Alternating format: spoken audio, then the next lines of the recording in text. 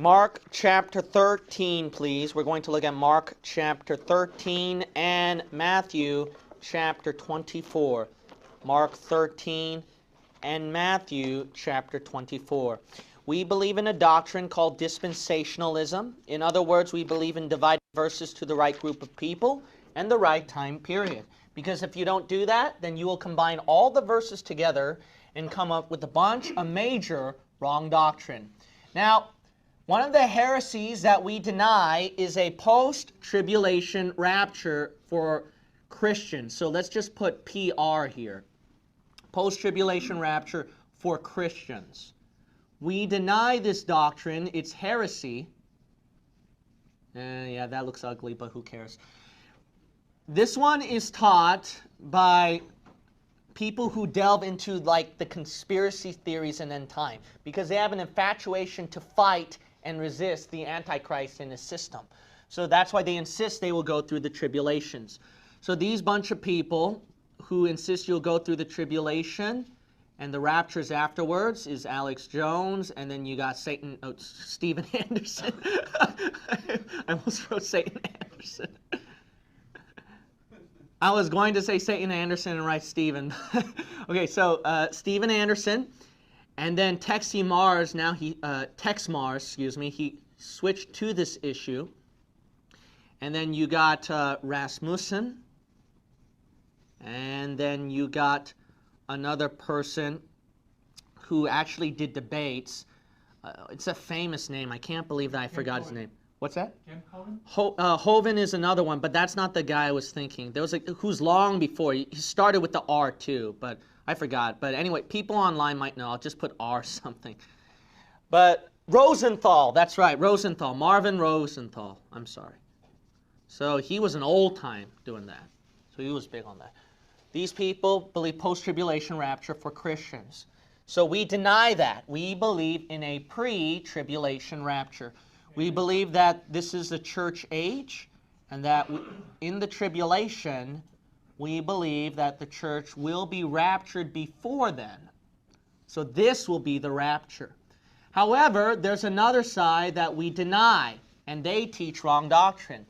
It's a group where they deny PR, or post-tribulation rapture. We believe that's heresy too. We believe that there is a post-tribulation rapture. But this is not for Christians. We believe it's for tribulation saints.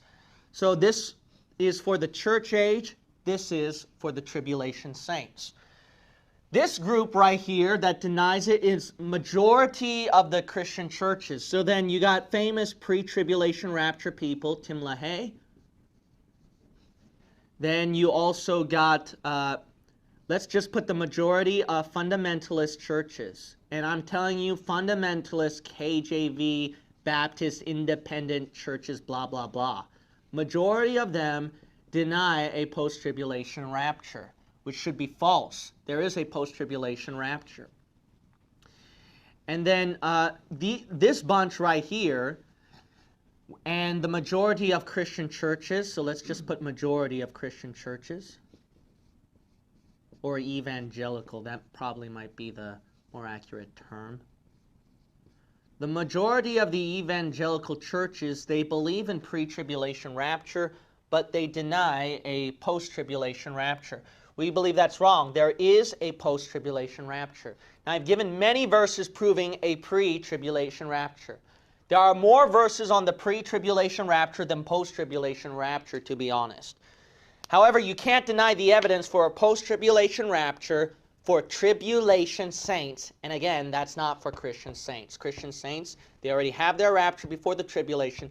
Tribulation saints have their rapture sometime in the middle or after the tribulation. So let's start with Matthew chapter 24. And we will read verse 29. Matthew chapter 24, we will read verse 29. Immediately after the tribulation of those days. So that verse is very plain. That's why Stephen Anderson can fool a lot of people. It's so plain. After the tribulation of those days, what happens? Verse 30. And then shall appear the sign of the Son of Man in heaven. And then shall all the tribes of the earth mourn, and they shall see the Son of Man coming in the clouds of heaven with power and great glory. So here comes the coming of Jesus after the tribulation. It's plain. And what does he do? Plainly there's a rapture, verse 31. And he shall send his angels with the great sound of a trumpet, and they shall, notice, gather together his elect from the four winds, from one end of heaven to the other. Notice that they gather the elect together all the way around the world and take them up to heaven. That's very plain, and that's why this is very important. If you do not believe in dispensational raptures, let me emphasize this so people online can understand this. We are Bible-believing dispensationalists. That is extremely important. Why? Because Bible-believing dispensationalists, we believe in dispensational raptures. In other words, it's not just one rapture. There are multiple raptures in the Bible. Here, in this case, two raptures. One rapture at the church age, one rapture at the tribulation. If you deny this doctrine, I guarantee this is what's going to happen to you. You're part of this Christian church that's pre-trib. And then you're going to get some loony like Satan Anderson who's going to pull up Matthew 24 that seems very, very plain. After the tribulation, there's a rapture. When a person sees that and he is not taught dispensational raptures, what do you think that newborn, that baby Christian, is going to side with? They're going to side with this bunch right here. But if you are taught already in the church, oh, don't worry about that, we believe that's already going to happen, but there's also a rapture before the tribulation we can't deny, then you won't get caught away by this bunch. That's why this doctrine is important. You know why you fundamentalist churches who consist of thousands of people, I'm not going to name you pastors, but when you guys shy away from dispensational raptures, and you shy away from Bible-believing dispensationalism, dispensational salvation, it's no wonder your members are stolen by Steven Anderson and other post-trib rapture people. You ever wonder why? Because you don't teach them solid doctrine.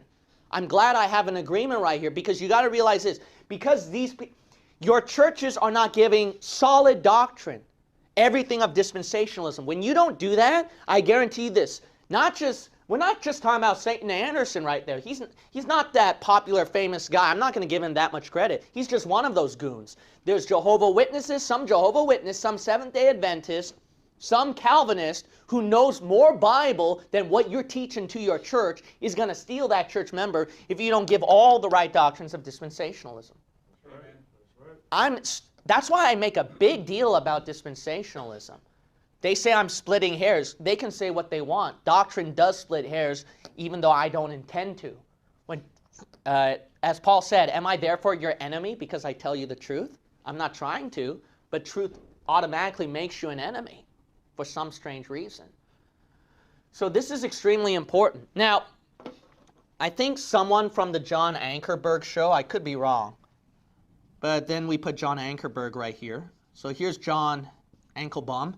And this guy right here, what he believes, from my understanding, is a pre-tribulation rapture. But someone from his television or some other Christian television, they know this argument for post-trib rapture. So this is how they argue. They argue that in verse 31, it's not talking about a rapture. What in the world? That should be plain. No, he believes this. The elect, since it's referring to Jews, it's simply gathering the nation of Israel together at Jerusalem when Jesus comes. That's why Tim LaHaye's book, it gives you this picture of all the Jews gathered together at the end when Jesus Christ comes down at Armageddon and the Antichrist comes. So they think this is not a rapture up to heaven, but just a regathering of the Jews in the nation of Israel. But that logic definitely falls apart, because look at Mark 13 now. Mark 13. Mark 13. There are some fundamentalists there's a lot of fundamentalists, KJV, Baptist people, who try to teach that way with Matthew 24. And that's not honestly reading the verse as it says. Look, if you don't believe in dispensational rapture, you're going to be forced to try to reinterpret the verse on what you want it to say, and that's being dishonest with what God actually said. You're doing yea, hath God said. I'm sorry, but that's the truth. Just leave the verse as it says and be honest about it. Look at Mark chapter 13. oh, you're just making up, Pastor. You're the one that's lying. How dare you say that? No, I'm just reading the verse as it says, because let's compare that with Mark 13, shall we? In Mark chapter 13, verse 24, but in those days after that tribulation. It's repeating the same thing as Matthew 24, yes? Okay, it's repeating the same thing. Look at verse 26. And then shall they see the Son of Man coming in the clouds with great power and glory. See, it's repeating Matthew 24, Jesus Christ coming down. Now look at verse 27. And then shall he send his angels and shall gather together his elect from the four winds. From what? The uttermost part of the earth to what? The uttermost part of heaven. Is that clear? It's not just gathering everybody in the world. It's gathering everybody in the world to go up to heaven. That's pretty plain. Here's another thing. Use your head, people. Matthew 24 says he's going to send his angels to gather his elect, right? Do you honestly think Gabriel is going to come down from heaven, pick up some Jew in America, drop him off at the middle of Jerusalem? Or is it going to make more sense the angels come down and pick them up to heaven? I mean, just use some common sense, please. Just use some common sense right here. Here's another thing. Matthew 24 and Mark 13 is a famous passage about one shall be taken, the other left, right? Here's the problem. See, when you're not doctrinally grounded in dispensationalism, and dispensational raptures is included with that, you're going to be like this bunch right here and take Mark 13 and Matthew 24 to be a pre-tribulation rapture. That is not the case. You know what's also interesting? They were dishonest about this passage about the rapture. But in that very same chapter, they jump other verses and insist that's a rapture. Look, it's in the same chapter, so be honest. It's in that time period after the tribulation. That's more honest. Here's their passage that I'm referring to that they will use. You're going to go back to Matthew chapter 24. Matthew 24. Famous passage. We're going to look at verse 40. Matthew chapter 24 and verse 40. Notice what the Bible says. It talks about one taken, the other left. It's very plain whether you like it or not. Why do you stress that, Pastor? I'm stressing this. I'm making a big deal out of it because don't blame me when Satan Anderson or other churches who are for post-tribulation rapture steals your members. You know why they stole your members? You were held accountable to teach them sound doctrine so they don't get carried away by strange doctrine. You failed to do that because you're afraid that this is such a controversial teaching. Amen. Now look at Matthew chapter 24. We're going to look at verse 40. Then shall two be in the field. The one shall be taken and the other left. So you see that? There's a rapture. Two women shall be grinding at the mill. The one shall be taken and the other left. So you'll notice right here, one's at the mill, one's taken from the field. So that's a famous pre-tribulation rapture passage. Wrong. It should be post-tribulation rapture. Why?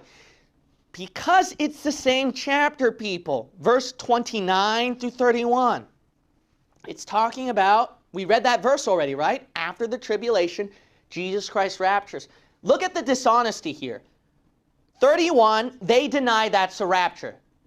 And then all of a sudden at verse 40 through 41, oh no, that is a rapture. But it's pre-trib. You see the dishonesty here? No wonder people think this guy makes sense. These guys make sense. And I'll be honest, if you deny dispensational raptures, I'm going to say this, and I'm not denying it too. Post-tribulation rapture seems the most logical thing to go for. It is.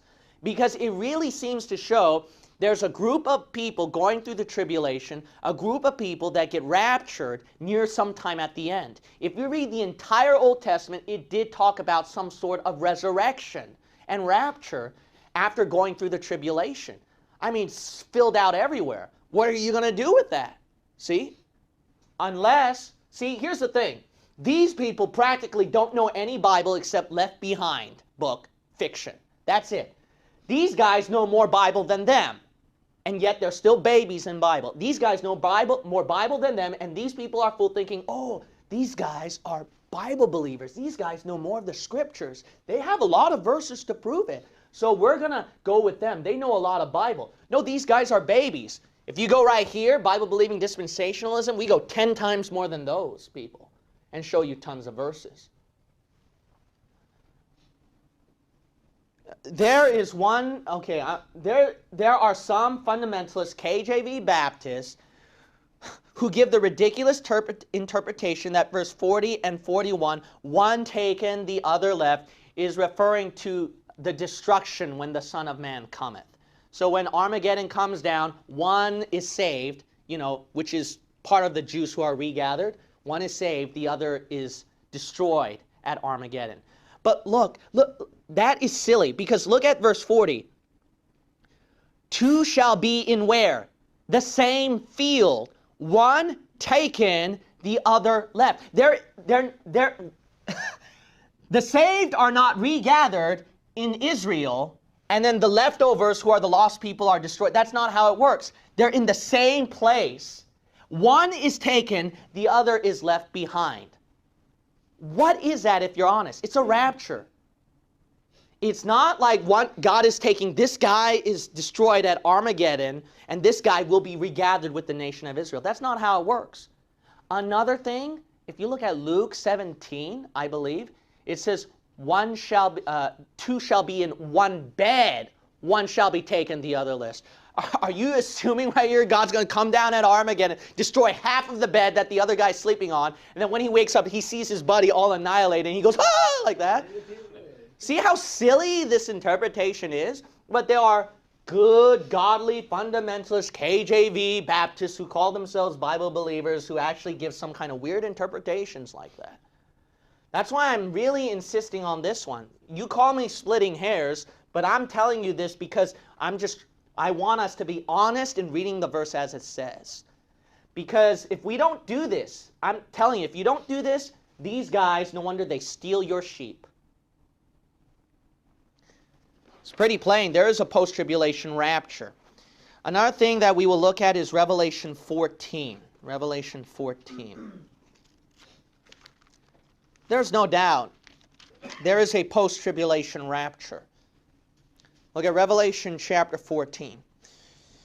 And we're going to look at verse 14. And I looked, and behold, a white cloud, and upon the cloud one sat like unto the Son of Man, having on his head a golden crown, and his hand a sharp sickle. And another angel came out of the temple, crying with a loud voice to him that sat on the cloud, Thrust in thy sickle, and reap, for the time is come for thee to reap, for the harvest of the earth is ripe. And he that sat on the cloud thrust in his sickle on the earth, and the earth was reaped. And another angel came out of the temple which is in heaven, he also having a sharp sickle. And another angel came out from the altar which had power over fire, and cried with a loud cry to him that had the sharp sickle, saying, Thrust in thy sharp sickle, and gather the clusters of the vine of the earth, for her grapes are fully ripe. And the angel thrust in his sickle into the earth, and gathered the vine of the earth, and cast it into the great winepress of the wrath of God. Verse 20 talks about Armageddon right here, where those people are squashed like grapes. Verse 14, you'll notice of Revelation chapter 14, verse 14, Jesus Christ appearing, his coming. Remember, deja vu, Matthew 24, Jesus Christ coming. Do you ever remember reading the parables in Matthew about Jesus harvesting the earth, and that's the rapture? This is the same thing. Notice the harvest of the earth is ripe, and Jesus is taking out his sickle, and what? He raptured them. I mean, that's pretty plain. And this is Revelation 14, people. 14. Way under the tribulation right here. That is very plain that there is actually a post-tribulation rapture. There is no pre-tribulation passage that you can find, pre-tribulation rapture, you can find in the book of Revelation. See, now they got another strong argument. That's why these people are fooled by these guys. But you know what the easy answer to that is? What's the title of your book? Revelation. Look at the first verses of Revelation chapter 1. It's talking about end times tribulation. We're not in the tribulation, we're pre-tribulation. See that? Our rapture is not found at Revelation, because the revelation of Jesus Christ is underway of the tribulation. Our rapture is found in the church age. Pauline epistles, to the church this, to the church that, to the church this, and rapture. I mean, come on. Revelation 4 gives you a picture, a very good picture of the pre-tribulation rapture, but it's only symbolical and picture. You also need something strong, literal, and doctrinal as well. So this is very important. So Revelation 14 is another passage proving the post-tribulation rapture. But not only that, even your Apostle Paul, look at 1 Corinthians 15. Let's close it here.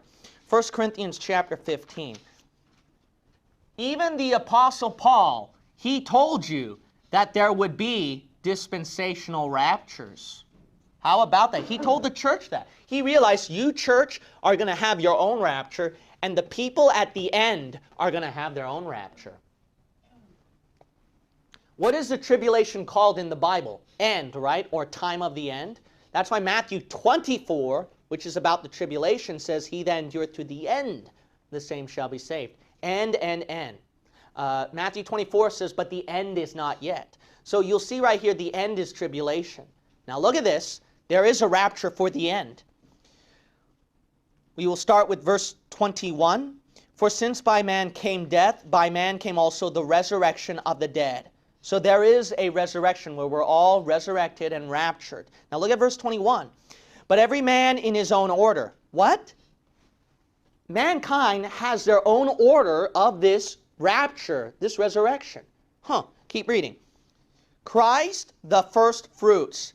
There's your first one. Those are Old Testament saints. We're not going to look at the verses, but the easy one is to look at Matthew chapter 27. When Christ resurrected, Old Testament saints resurrected with him. That's why it says Christ the first fruits, plural. See that? Old Testament. Second, afterward, after the Old Testament, they that are Christ at his coming. Are you part of the body of Jesus Christ? Yes. So this is our rapture when he comes. But look at verse 24. It doesn't end right there. Then cometh what? The end, tribulation. When he shall have delivered up the kingdom to God, even the Father, when he shall have put down all rule and authority and power. You'll notice verse 24, also the end has their own resurrection and rapture. So the Bible already told you dispensational raptures. One for the church, one for tribulation, and then you had one at the Old Testament. I mean, come on, people. So let's be honest. This is real in the Bible. There are different resurrections. There are different raptures in the Bible. So this teaching is extremely important so that people don't get caught away by these heretics right here and don't remain milky like these bunch right here.